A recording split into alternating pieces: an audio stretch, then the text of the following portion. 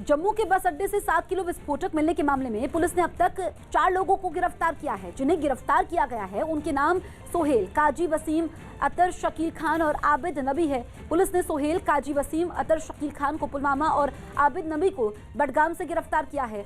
सोहेल के पास से ही विस्फोटक मिला था। पुलिस के मुताबिक बम प्लांट करने के लिए आतंकवादियों को पाकिस्तान से पैसे मिले थे।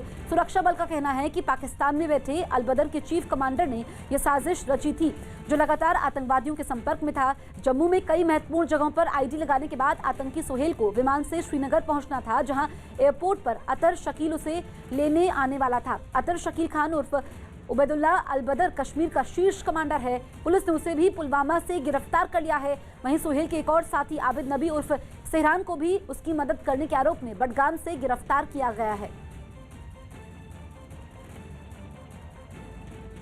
हमने एक सोहेल नाम के लड़के को गिरफ्तार किया, जो सस्पिशियस कंडीशन में वहाँ पे घूम रहा था। उसके हाथ में एक बैग थी और जब उससे पूछताछ हुई तो बैग से तकरीबन 6-6.5 किलो की एक बहुत बड़ी आईडी बरामद हुई, जो एक्टिवेटेड नहीं थी। पूछताछ करने के दौरान उसने ये बताया कि वो नर्सिंग कॉलेज का स्टूडेंट है और चंडीगढ़ में पढ़ाई करता है और उसको पाकिस्तान से अलबदर तंजीम के हुक्मरान के ज़रिए मैसेज आया था कि उसको यहाँ पे एक आईडी प्लेस करनी है और वो इस आईडी को उसने 3-4 टारगेट्स दिए थे प्लेस करने के लिए, जिसमें रघुनाथ मंदिर, बस स्टैंड, रेलवे स्टेशन और लखदाता बाज़ार, जो ज्वेलर्स की शॉप्स है जहाँ पे, उनमें से किसी एक लोकेशन पे उसने आईडी रखना था।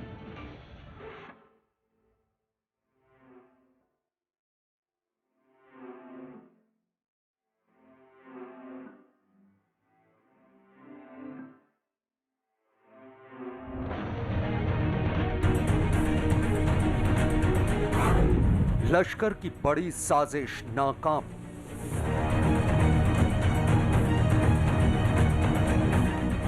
पुलवामा की बरसी पर आतंक की साजिश।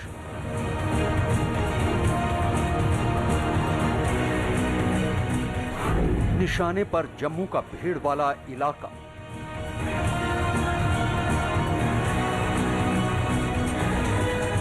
ये बहुत बड़ी कामयाबी है, जिसके चलते ये जो हदायतुल्ला के पकड़े जाने के बाद इन चीज़ों का खुलासा हुआ। 7 किलो विस्फोटक के साथ आतंकी गिरफ्तार।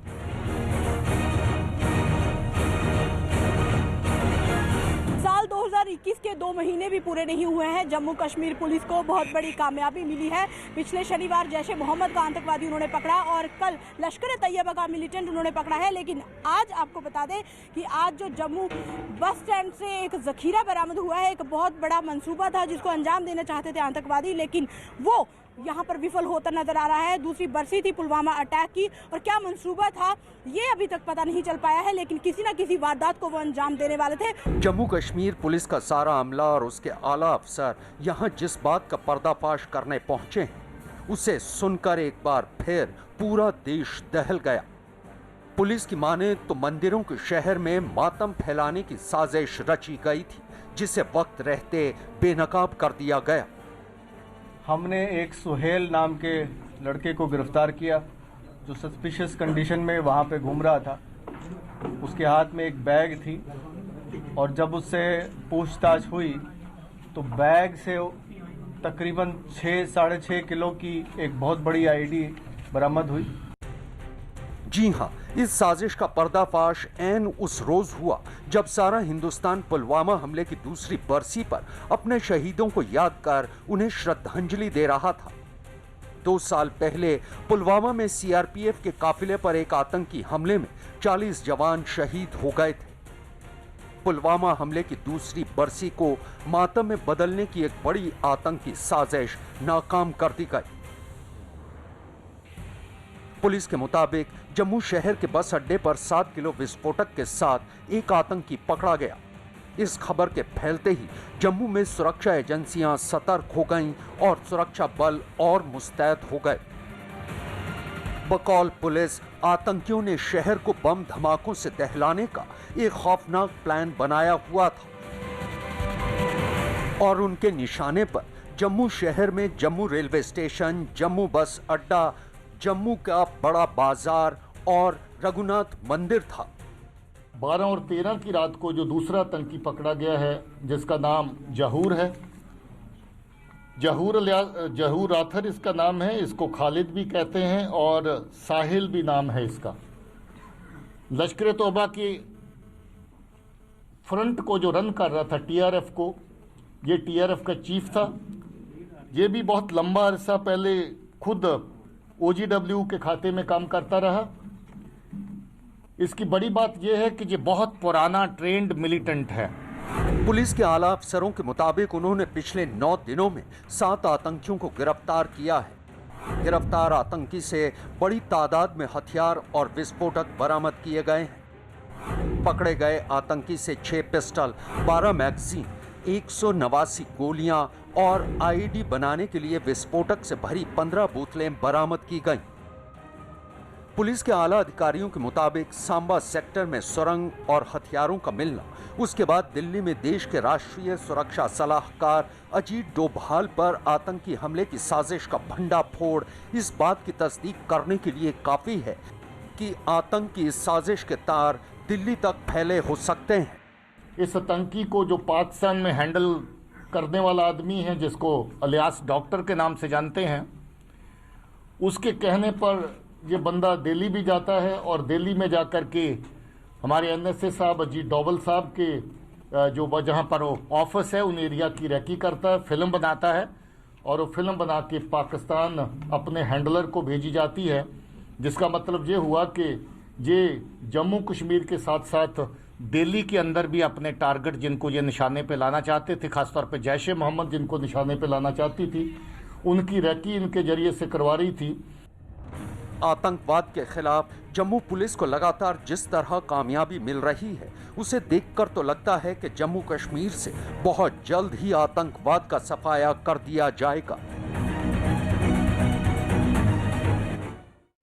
जम्मू कश्मीर के बडगाम में 2 और आतंकी गिरफ्तार किए गए। जम्मू कश्मीर से 9 दिन में 11 आतंकी पकड़े जा चुके हैं, जिनमें सिर्फ जम्मू से ही 9 आतंकी गिरफ्तार किए गए हैं। आतंकवादियों की इस तरह जम्मू की तरफ आने के पीछे सुरक्षा बल किसी बड़े हमले की साजिश की आशंका जता रहे हैं। सांबा पुलिस ने कल रामगढ़ के जंग से भारी मात्रा में हथियार, गोलियां और आईडी बरामद की है। पुलिस को 6 पिस्टल, 12 मैगजीन, 179 पिस्टल की गोलियां और 15 आईडी बनाने के बॉक्स मिले हैं। जैश के लोकल आउटफिट लश्कर मुस्तफा के चीफ कमांडर हिदायतुल्लाह मलिक ने पाकिस्तान की साजिश का एक सनसनीखेज खुलासा किया है। आतंकी ने खुलासा किया है कि पाकिस्तान कैसे भारत के राष्ट्रीय सुरक्षा सलाहकार अजीत डोभाल पर हमले के लिए पैनी नजर रखे हुए है। इसके लिए पाकिस्तान ने डोभाल के दफ्तर की रेकी तक करवाई थी। आतंकी हिदायतुल्लाह मलिक ने इस रेकी के कई अहम वीडियो पाकिस्तान में जैश के हैंडलर को भेजे हैं। हिदायतुल्लाह मलिक को कुछ दिन पहले ही जम्मू कश्मीर पुलिस ने गिरफ्तार किया था। उसने पूछताछ के समय ये खुलासा किया है। आतंकी देश की राजधानी दिल्ली को भी निशाना बनाने की फिराक में थे।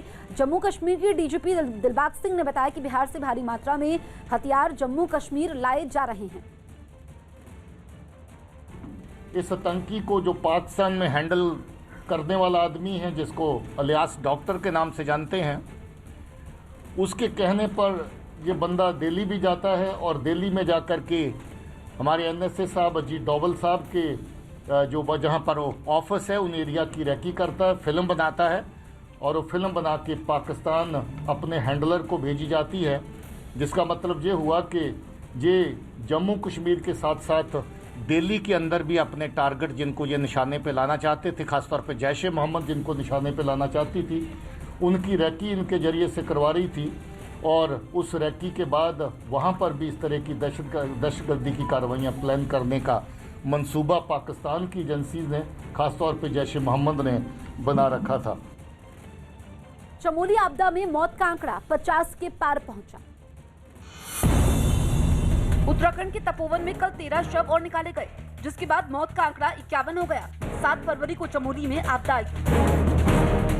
जम्मू कश्मीर में 9 दिन में 11 आतंकी पकड़े गए, जिसमें सिर्फ जम्मू से ही 9 आतंकी गिरफ्तार हुए। सीएम योगी आज अभ्युदय योजना की शुरुआत करेंगे, जिसके जिसके लिए 50,000 छात्रों का चयन किया जा चुका है। इस योजना के तहत प्रतियोगी परीक्षाओं के लिए मुफ्त कोचिंग की व्यवस्था होगी। यूपी और एमपी के बाद अब गुजरात में भी लव जिहाद कानून बनाया जाएगा। एक सभा को संबोधित करते हुए सीएम विजय रूपाणी ने इसका ऐलान किया। नागपुर में केंद्रीय मंत्री नितिन गडकरी ने एक रेल ओवरब्रिज का उद्घाटन किया। राजस्थान के बारा में नकली नोट छापने के साजो सामान के साथ 3 लोगों को गिरफ्तार किया गया। पुलिस के मुताबिक ये 500 के नोट छापने की तैयारी में थे। यूपी के सीएम योगी ने वृंदावन में कल से शुरू हो रहे कुंभ मेले की तैयारियों की समीक्षा की। मथुरा में ये कुंभ मेला 40 दिन तक चलेगा।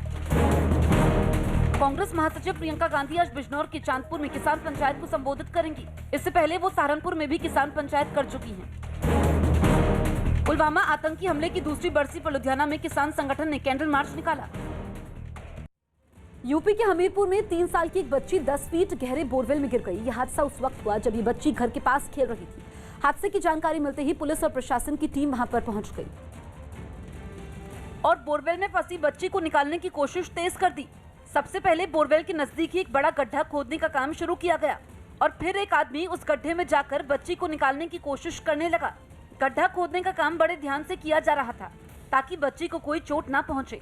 हालांकि बोरवेल बेहद संकरा होने की वजह से बच्ची तक पहुंचना आसान नहीं था और बच्ची भी लगातार रोई जा रही थी। इसी बीच लोगों के कहने पर गड्ढे में मौजूद आदमी ने एक सफेद कपड़े से लड़की के हाथ में बांध दिया ताकि इसकी मदद से उसे ऊपर खींचा जा सके। इस बीच वहां मौजूद लोगों के जहन में बस एक ही बात थी कि बच्ची को किसी तरह का नुकसान ना हो और आखिरकार 3 घंटे की मशक्कत के बाद बच्ची को बोरवेल से निकाल लिया गया, जिसके बाद वहां मौजूद लोग खुशी के मारे ताली बजाने लगे। वहीं हमीरपुर के एसपी ने पुलिस टीम को उनके सराहनीय काम के लिए इनाम देने का ऐलान किया है। यूपी के प्रयागराज से हैरान करने वाली तस्वीरें सामने आई, जहां कुछ लोग बीच सड़क पर मारपीट करते नजर आए। आरोपी की गाड़ी की पार्किंग को लेकर शुरू हुई बहस बढ़ गई और बात मारपीट तक पहुंच गई, जिसके बाद दोनों पक्ष तैश में आकर बीच सड़क पर ही उलझ गए। खुलेआम बीच सड़क पर लोग एक दूसरे पर डंडों से हमला करते नजर आए। मामूली बात को लेकर दोनों पक्ष एक दूसरे के खून के प्यासे नजर आए।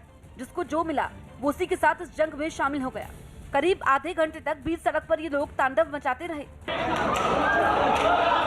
इस मारपीट के समय आसपास कई लोग मौजूद रहे, लेकिन किसी ने भी झगड़े को शांत करवाने की कोशिश नहीं की। हालांकि काफी जद्दोजहद के बाद झगड़ा शांत हुआ।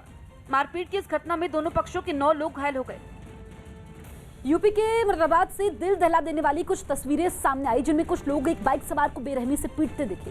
पिटाई की ये वारदात घटनास्थल पर लगे सीसीटीवी कैमरे में रिकॉर्ड हो गई, जिसमें दिखा कि कुछ लोगों ने मिलकर बाइक से जा रहे एक लड़के को रोका और बेरहमी से लात घूंसों से पीटना शुरू कर दिया। इतने से भी उनका मन नहीं भरा तो लड़के को जमीन पर गिराकर पीटना शुरू कर दिया। लड़के ने भागने की कोशिश की तो उनमें से एक ने लड़के का पीछा कर बेल्ट से पीटना शुरू कर दिया। पीछे से 2 और लड़के आ गए और भाग रहे लड़के को पकड़कर पीटने लगे। हैरानी की बात यह कि बाइक ओवरटेक करने की मामूली बात पर यह सरेआम पिटाई हुई। मारपीट को अंजाम देने के बाद सभी लड़के वहां से फरार हो गए।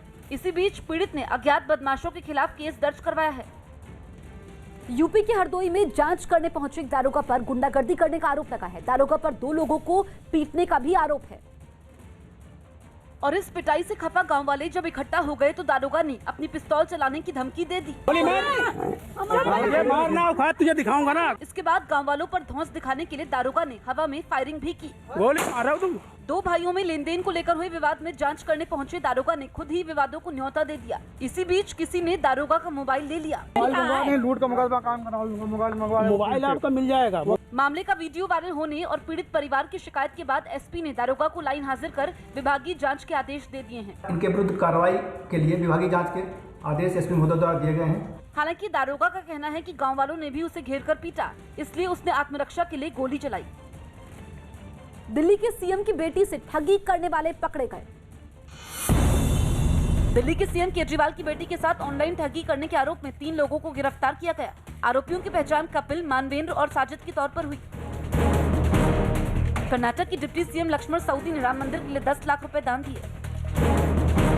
ग्रेटर नोएडा में पुलिस ने मुठभेड़ के बाद 3 गौ तस्करों को गिरफ्तार करने का दावा किया। इनमें एक इनामी बदमाश भी शामिल है। जयपुर में आरएसएस नेता इंद्रेश कुमार बोले, दुनिया से पाकिस्तान का वजूद ही मिट जाएगा। पंजाब के होशियारपुर में बीजेपी नेता पर हमला करने का आरोप किसानों पर लगा। यूपी के प्रयागराज में पार्किंग को लेकर दो पक्ष आपस में भिड़ गए, जिसमें 9 लोग घायल हो गए। यूपी के रायबरेली में सीओ अंजनी कुमार शिवपाल यादव के पैर छूते दिखाई दिए। ये वीडियो सोशल मीडिया पर वायरल हो गया। हैदराबाद में डीआरडीओ के चीफ जी सतीश रेड्डी ने long range surface to air missile भारतीय नौसेना को सौंप दी। ये मिसाइल डीआरडीओ और आईआई इजराइल ने मिलकर तैयार की है। राहुल गांधी पुदुचेरी में 17 फरवरी से चुनाव प्रचार शुरू करेंगे। यूपी के एटा में पहचान छिपाकर ग्राम प्रधान बनने वाली महिला को गिरफ्तार किया गया। पुलिस के मुताबिक महिला 35 साल पहले पाकिस्तान से आई थी, जो फिर वापस नहीं गई। टीएमसी के लिए विधानसभा चुनावों की राहें हरगिज आसान नहीं है। एक तो पार्टी लोकसभा चुनावों में पहले ही बड़ा वोट बैंक हार चुकी है और अब जिस तरह से विरोधी उनके खिलाफ मुखर है, उसने उनकी परेशानी को और बढ़ा दिया है। इन्हीं परेशानियों के बीच बंगाल की सियासत में थर्ड फ्रंट की एंट्री ने सियासत की इस जंग को और रोचक बना दिया है, क्योंकि इसकी अगुवाई दरगाह फुरफुरा शरीफ की पीरजादा अब्बास सिद्दीकी कर रहे हैं।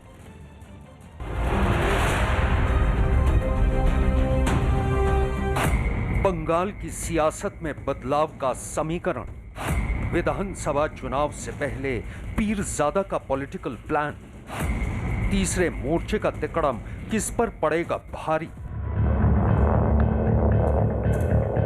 उत्तर 24 परगना में पीरजादा अब्बास सिद्दीकी की भले ही ये पहली चुनावी जनसभा है, लेकिन इस पहली जनसभा में अब्बास सिद्दीकी के आक्रामक तेवरों पर बंगाल की तमाम सियासी पार्टियों की नजरें टिकी थी, खासकर मौजूदा सीएम ममता बनर्जी की, क्योंकि दावा यही किया जा रहा है कि बंगाल में बदलाव की बयार लाने के लिए तीसरा मोर्चा भी अपनी ताल ठोक चुका है। राजनीतिक विश्लेषक ये मानते हैं कि ये मोर्चा जीते या ना जीते, लेकिन ममता का नुकसान तय है। पश्चिम बंगाल चुनाव में ये पहला ऐसा मौका है जब तीसरे मोर्चे के गठन की तैयारी की जा रही है या फिर चौथे राजनीतिक गठबंधन की जमीन रखी जा रही है, और इस तरीके की जो सभा है उसके जरिए यह कोशिश शुरू की गई है। अब सबकी नजर जनता पर है कि किस तरीके से वह इस फ्रंट की कोशिश को समझती है और क्या इस फ्रंट का जो कमाल है या असर है वो इस चुनाव में देखने को मिलेगा। अब्बास सिद्दीकी पश्चिम बंगाल के राजनीतिक समीकरण पर असर रखने वाली दरगाह फुरफुरा शरीफ में धर्म गुरु का ओहदा रखते हैं, लेकिन सियासत की समझ उन्हें कितनी है, इस बात का अंदाजा उस सवाल के जवाब से लगाइए जो सवाल न्यूज़ 18 इंडिया की टीम ने उनसे पूछा। बड़ा दुश्मन यानी टीएमसी है? देखिए, हम तो ही बोल रहे, जो जाहिर में दिखाई देता है जो मैं आपको मार देंगे वो तो दुश्मन हमको मालूम है, जो दोस्त बन के आते हैं और पीछे से छुरी मार देता है वही बड़ा दुश्मन है। ये बताइए कि बीजेपी के बारे में क्या ख्याल है? देखिए, बीजेपी के बारे में हमारा जो ख्याल है, अभी बंगाल में जो बीजेपी आ रहा है इसके पीछे ममता बनर्जी पूरा हाथ है। नहीं तो बंगाल का जो मिट्टी है, यहाँ का जो मिट्टी से यहाँ का जो आदिवासी दलित मुस्लिम है, यहाँ का मिट्टी बहुत शांत मिट्टी है। यह रविंद्र टेगर का मिट्टी है, काजी नजरुल का मिट्टी है, नेताजी सुभाष चंद्र का मिट्टी है, सैयद अबू बकर सिद्दीक का मिट्टी है। यहाँ मानुष बहुत सरल सीधा शांति में पूर्ण आदमी है। यहाँ बीजेपी आ रहे हैं ममता दीदी के लिए। बकौल अब्बास सिद्दीकी, वो ना तो राज्य में ममता बनर्जी को देखना चाहते हैं और ना ही बीजेपी को। यही वजह है कि उन्होंने टीएमसी और बीजेपी के खिलाफ एक ऐसे महागठबंधन को आकार देने की कोशिश की है जिसमें एमआईएम भी शामिल हो और कांग्रेस भी। पहली जनसभा है सर ये यहाँ पर, और आपका जो सपना है, परिकल्पना है, आपका विजन है महागठबंधन का, तो क्या कांग्रेस एआईएमआईएम दोनों साथ आ पाएंगे? देखिए, वो तो बात टेबल में चल रहा है, उसका बात टेबल में चल रहा है। एआईएम तो वो खोल के बता दिए हमारे फ्रंट में रहेंगे। अगर कांग्रेस बोल रहे हैं उसके साथ नहीं रहेंगे। मेरा मानना है बीजेपी और टीएमसी को जो लोग रुकना चाहते हैं सबके इकट्ठा होना है। टेबल में बात चलते है, आखिर में क्या होता है देखते हैं।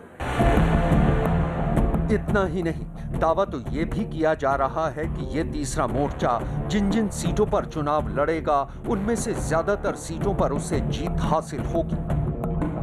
कितने सीटों पर आप लड़ने की तैयारी कर रहे हैं, हमें गणित समझाइए। देखिए, अभी तो खोल के सीट का कोई संख्या तो नहीं बता पाएंगे, मगर हमारे पोजीशन बहुत ज़्यादा हो गए। अभी बहुत जगह से आदमी लोग चाह रहे हैं जहां आपके साथ जुड़ेंगे, आपका पार्टी करेंगे। इसी हिसाब से हमारा पोजीशन बहुत अच्छा है। अभी खोल के बता नहीं पाएंगे शंका का। ओवैसी की भूमिका इस पूरे चुनाव में क्या होगी? देखिए वो तो ऐसी साफ बता पाएंगे, हमको तो मालूम नहीं। अब्बास सिद्दीकी क्या मुख्यमंत्री का चेहरा होंगे या परिस्थिति परमिटेशन कॉम्बिनेशन हुआ तो? नहीं, हम मुख्यमंत्री नहीं, हम नेता बनाएंगे। दरअसल बंगाल की सियासत में जिस फुरफुरा शरीफ दरगाह का लगातार जिक्र हो रहा है उसे भी समझना जरूरी है। फुरफुरा शरीफ बंगाली मुसलमानों की जियारत का एक अहम केंद्र है। फुरफुरा शरीफ के पीरजादा अब्बास सिद्दीकी का बंगाल के कई हिस्सों में अच्छा खासा वर्चस्व है। दावा किया जाता है कि अब्बास सिद्दीकी की सिर्फ हुगली ही नहीं बल्कि उत्तर 24 परगना, दक्षिण 24 परगना, बर्दवान और हावड़ा में बांग्ला भाषी मुसलमानों के बीच अच्छी खासी पैठ है। फुरफुरा शरीफ के पीरजादा अब्बास सिद्दीकी के साथ होने से बांग्ला भाषी मुसलमान भी ओवैसी को वोट दे सकते हैं, जबकि बांग्ला भाषी मुसलमानों को ममता बनर्जी का वोट बैंक माना जाता है। हम लोग अब्बास साहब के साथ खड़े हैं और अब्बास साहब का जो फैसला होगा वो असद साहब ने कहा कि हमारे लिए आखिरी फैसला होगा। अब्बास साहब फैसला करें कहाँ क्या करना है, किस तरीके से लड़ना है, क्या फ्रंट बनाना है। हमारा स्टैंड जो है अब्बास साहब के साथ है वाला है। मैं भी उनको बोलता हूं कि बात सही है, आप सारे लोगों को साथ लेके बीजेपी के खिलाफ लड़िए। हम भी लड़ने के लिए तैयार हैं और बंगाल में परिवर्तन करने के लिए तैयार है। जाहिर है इस चुनावी रस्साकसी के बीच मुश्किल इस वक्त सबसे ज्यादा टीएमसी के सामने ही है, क्योंकि बंगाल में तीसरे मोर्चे की थोड़ी भी सफलता टीएमसी का खेल खराब कर सकती है और इसका सीधा फायदा बीजेपी को हो सकता है। अब बात कोरोना से जारी जंग से जुड़ी। भारत में दुनिया का सबसे बड़ा वैक्सीनेशन शुरू हो चुका है, फिर भी हम सबको कुछ सावधानियां बरतनी हैं। कोरोना से लगातार जंग जारी है और उसके लिए मास्क पहनना जरूरी है, बार बार हाथ धोना जरूरी है और सबसे ज्यादा जरूरी है 2 गज की दूरी। कोरोना से जंग में ये सावधानियां आज भी हैं जरूरी।